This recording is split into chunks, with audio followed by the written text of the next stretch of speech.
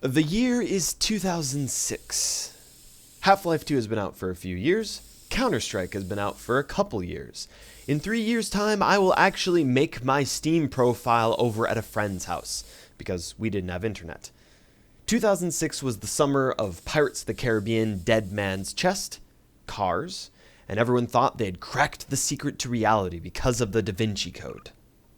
This was also the year one of the most significant Sandbox games ever made was released. And of course, today we are talking about Garry's Mod. There's not much point to build up suspense when the title for the game is in the title of the video, is there? Garry's Mod, or Gmod for short, is a sandbox game developed by Facepunch Studios and released in 2006. Gmod is a game where you can install mods from seemingly endless user-created or imported stuff, put models and objects around, and play whatever people can imagine to create. Gmod was developed by Garry Newman and was made as a mod to play around with Valve's Source engine. Eventually, Valve contacted him and said, "Hey, we can make some money if we sell your mod as a video game on our store." I have some experience with 3D modeling. I've poked around with Source SDK at a time in my life where I had much more free time, and I was thinking I might potentially make some stuff for game level maps and areas to battle in. Sadly, that project never really got off the ground. But my point is, not everyone understands what's happening in 3D space. There is a bit of a learning curve. Don't get me wrong, you can definitely do it. Check out some Blender tutorials and you'll be spun up on 3D design better than me. And I went to college for this stuff. Nevertheless, the point I'm making is that by making a mod which lets you manipulate and create stuff at will and turning it into a game rather than software gives you a level of user interface and freedom without the technical know-how of actual 3D modeling, texturing, or animating. It opens up the hobby to more people. So, again I am alone.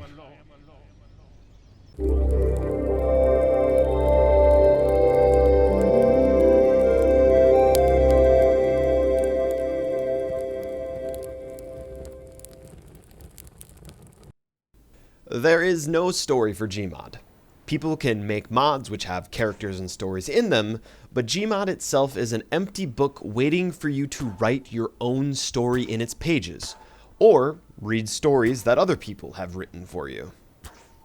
But I've got a story for you. Atratzu always has stories.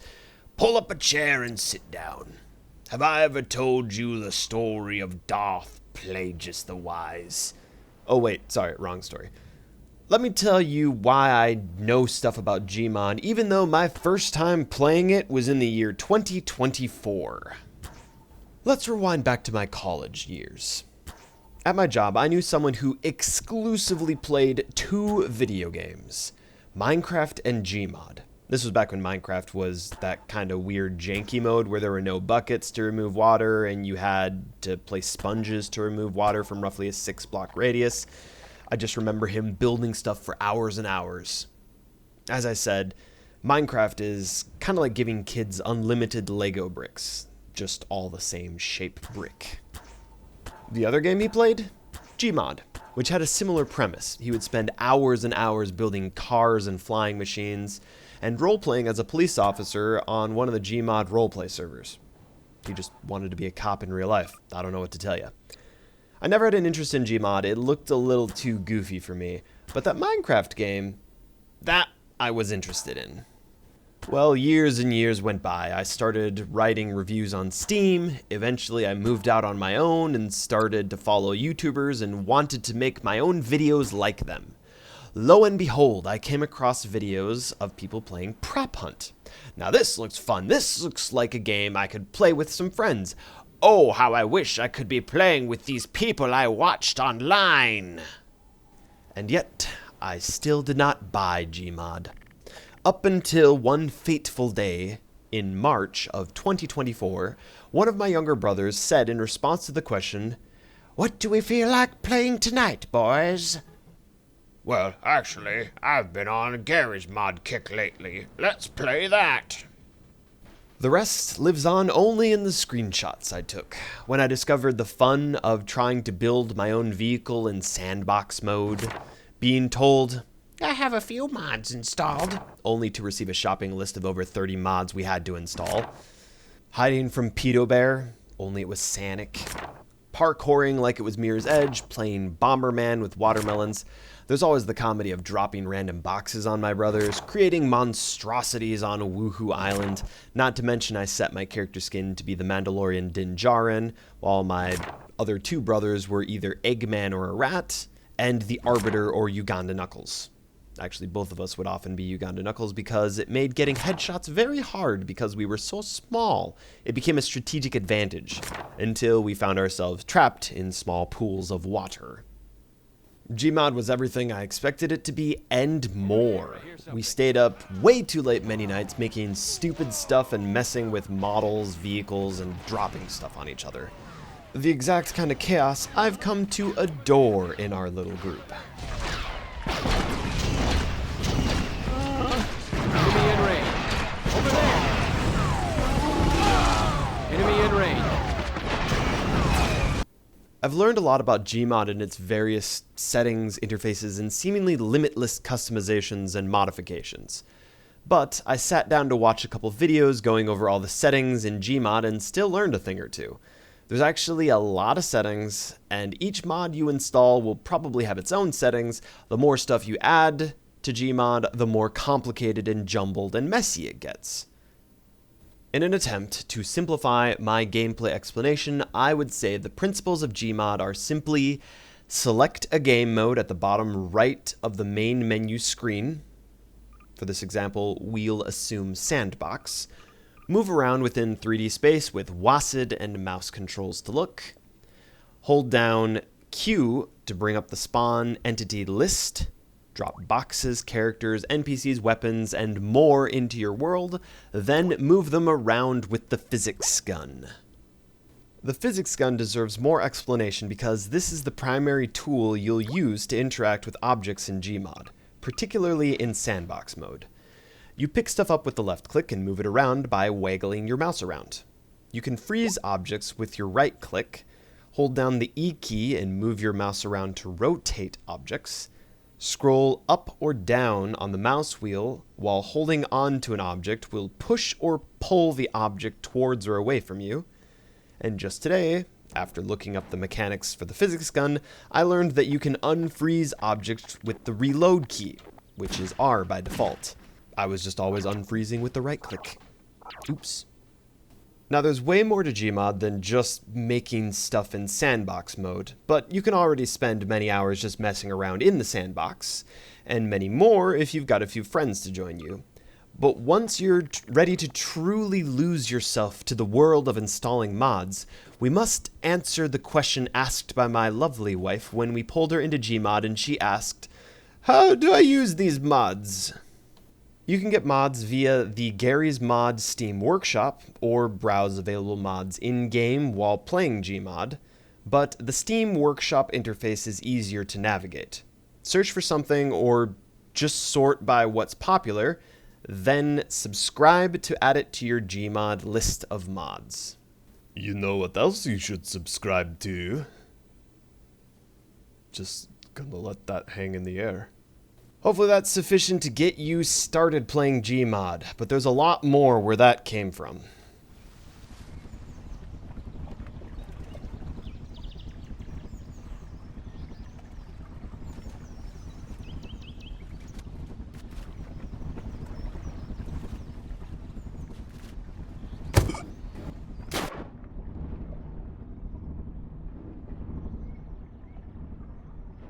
There are better people to ask and whole websites and communities dedicated to suggesting mods to check out when you're ready to try something else after creative mode.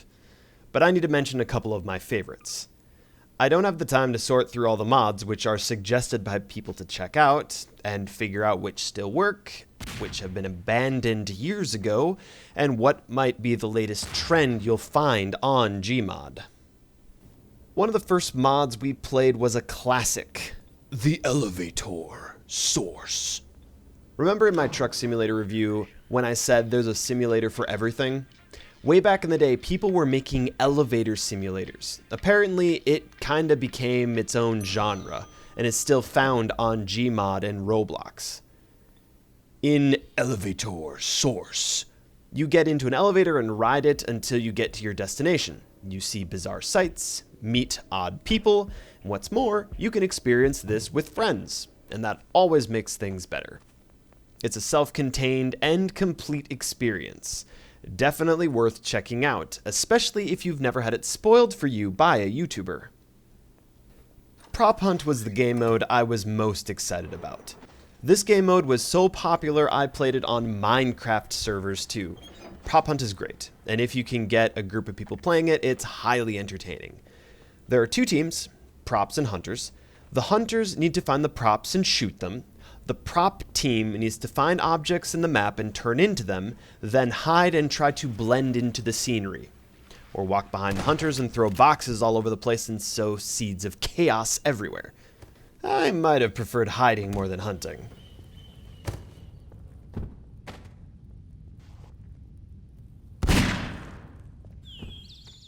But it's just hide and seek with a twist. The hider gets blasted by lead when found. I haven't played Trouble in Terrorist Town. Having a group of 4 people isn't really an optimal size to play this game mode, but it's kind of one of the earliest social gaslighting games we've had in our history before Town of Salem and Among Us. General idea is there's a murderer and you're trying to figure out who it is. As the murderer, you'll murdering. That's proper grammar. I said it and I'm sticking to it. Remember when people made machinimas? Gmod was used for that too. We've seen some highly entertaining videos made in Gmod. My brothers and I still quote them from time to time. Ever watched Sonic Zombie Origins? We still go back to that video, and we're basically watching someone play with puppets in Gmod, but it's still genuinely entertaining. I didn't join any roleplay servers, but I kept finding maps for roleplaying. The Star Wars and Harry Potter maps we came across were sometimes extremely detailed. I mean, to the point where I got lost in Hogwarts Castle or in the Death Star. Like, I would get lost and ask people where they were because none of us knew where anyone else was. I might not be a role player, but I know there's a community out there for that. And Gmod is a great game to do that. Being a sandbox, people can build whatever they want for their communities, and the detail and care people take in their work shows. Some people just rip 3D models from video games and call it their own, while I can tell others recreated them from scratch, and hats off to those of you who put in that kind of work.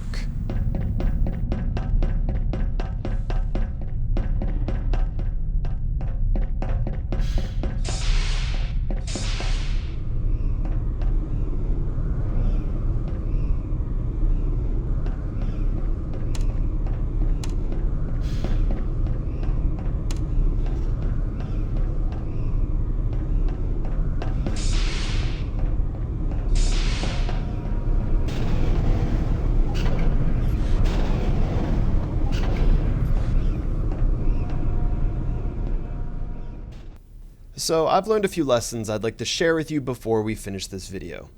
Firstly, mods don't always play nice with each other. As I said, the more mods you install, the more complex and messy your game becomes. That's fine, but you'll start running into big red error signs or pink and black textured boxes. These are caused by scripts fighting with each other or assets you don't have installed which your friends or servers have installed on their end. It's not a big deal, but it'll require some installing and troubleshooting to fix. Sometimes it's the mod creator's fault, or some data didn't get uploaded in the last save. Just saying, some mods are super professional level polished, while others are janky and held together with duct tape. If you see a red error sign, troubleshoot as best you can, disable or uninstall some mods, but sometimes stuff is just broken. After playing for a few days, I found myself in possession of roughly 155 different mods, and many of these mods were unused, and others actively were fighting against each other, creating errors, like Escape from Pedo Bear and PropHunt, for some reason. Gmod has its own error tracker, which suggests which mod to disable or check out what might be causing errors. It gives you a baseline to fix problems in the game from all the mods. But mod management really is key to making sure everyone is playing nicely. This is where I tell you yet another mistake I made. We tried to coordinate with each other on which mods we wanted to have installed, and the easiest way we heard was to favorite mods and then have friends search for our favorites on the Steam Workshop. Unfortunately, favoriting 100 mods results in considerable spam in the Steam Friends activity feed.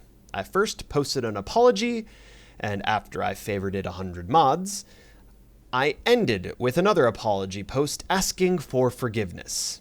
But I basically blinded everyone with my favoriting of community mods, which weren't even my favorites. Well, I've since learned the best way to do this is to make collections and share those with your friends. It's much easier to manage your mods, so don't be stupid me and spam your friends' activity feed. Make collections and share them with your friend groups.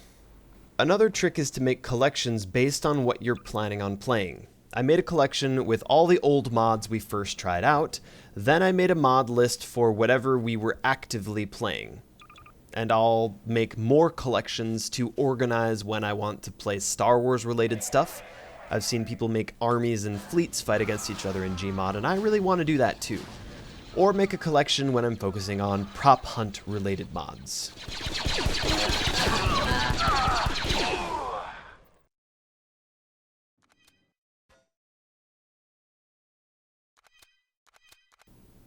Gmod has been a trip. It's from a unique time with unique gameplay and open sandboxness. There's still stuff being uploaded to Gmod all the time. I didn't expect to find Gmod as entertaining as it was, and can easily add this to one of our favorite sandbox games we've played in. I don't even mind getting the grains of sand in my shoes. In this case, the analogy of grains of sand equates to community mod / DLC management. It bears a reminder that you are still installing stuff other people have made or uploaded. There is some risk associated with that. I came across the glue library incident, which deserves its own topic. Basically, it was a mod which other mods used and installed alongside them. The creator snapped or something and changed the glue library mod to do some pretty awful stuff, and by proxy, a lot of people got hit by it. Remember that you're still downloading other people's creations, and there is some risk associated with that. It's pretty low risk, especially when you're downloading mods that lots of people have used and reviewed, but remember, that glue library was once one of those trusted mods. Just be careful out there, okay? It's all fun and games, but at the end of the day, Gmod is just a game. And even playing without community mods in sandbox mode with the default models from the Gmod library of assets is still entertaining. Gmod is a great add to my collection in my Steam library. Another fine addition to my collection. My name is Atratzu, and thank you for watching.